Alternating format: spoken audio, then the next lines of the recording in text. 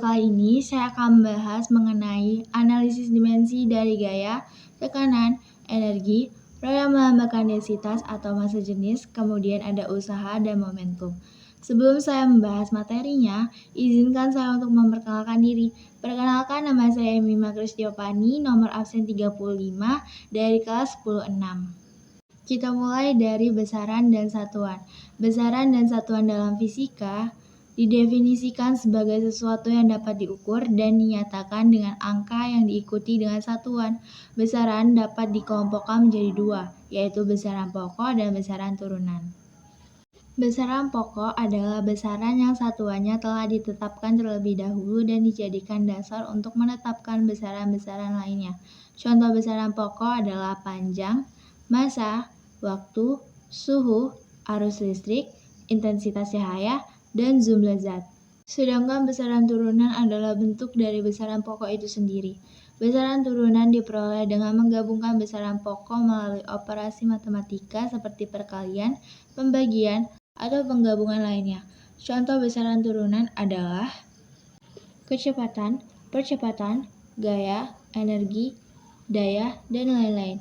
Besaran tanpa satuan. Ada beberapa besaran yang tidak memiliki satuan, seperti indeks bias cahaya dan regangan. Kedua besaran ini tidak memiliki satuan karena nilai perbandingan antara dua besaran yang identik. Berikut disajikan tabel besaran pokok dan besaran turunan, lambang, satuan sistem internasional, dan dimensinya.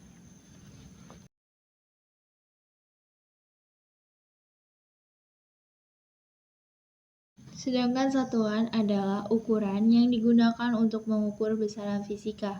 Satuan digunakan untuk menyatakan nilai suatu besaran fisika dalam bentuk angka dan simbol. Satuan pokok atau SI adalah satuan yang didefinisikan secara independen dan digunakan sebagai dasar untuk mendefinisikan satuan lainnya. Selanjutnya kita akan membahas dimensi dari besaran pokok. Yang pertama, gaya. Gaya adalah besaran fisika yang menyatakan interaksi antara dua benda. Gaya disimbolkan dengan huruf F besar dengan rumus F sama dengan M dikali A, di mana M adalah massa dan A adalah percepatan. Satuan massa dalam sistem internasional adalah kilogram dan kecepatan memiliki satuan meter per detik kuadrat, sehingga hasil akhirnya adalah massa, panjang, waktu, minus pangkat 2 atau MLT pangkat minus 2. Yang kedua, tekanan.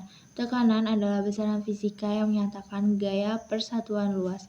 Tekanan disimbolkan dengan huruf P besar dengan rumus P sama dengan F per A, di mana F adalah gaya dan A adalah luas. Satuan dari gaya adalah Newton atau N, dan satuan percepatan adalah meter per detik kuadrat atau M per S kuadrat. Dalam sistem internasional, satuan gaya atau F adalah kilogram dikali M per S kuadrat, dan satuan percepatan atau A adalah M per S kuadrat, sama dengan meter per detik kuadrat. Jadi, dimensi tekanan atau P adalah M L pangkat minus 1 T pangkat minus 2. Yang ketiga ada energi.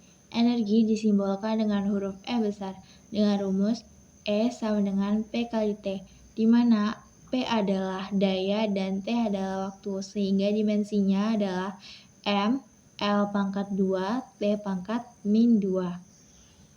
Kemudian yang keempat ada rho. Rho adalah simbol untuk densitas atau massa jenis yang didefinisikan sebagai massa per satuan volume. Rumusnya adalah P sama dengan M per V, di mana M adalah massa dan V adalah volume. Jadi dimensi dari densitas atau P adalah M L pangkat minus 3. Yang kelima ada usaha. Usaha dalam besaran fisika adalah energi yang dipindahkan oleh gaya pada suatu benda. Usaha disimbolkan dengan huruf W besar dengan rumus W sama dengan F kali S, di mana F adalah gaya dan S adalah perpindahan. Jadi, dimensi usaha atau W adalah M kali L pangkat 2 kali T pangkat minus 2. Dan yang terakhir ada momentum. Momentum dalam besaran fisika adalah hasil kali massa dan kecepatan pada suatu benda.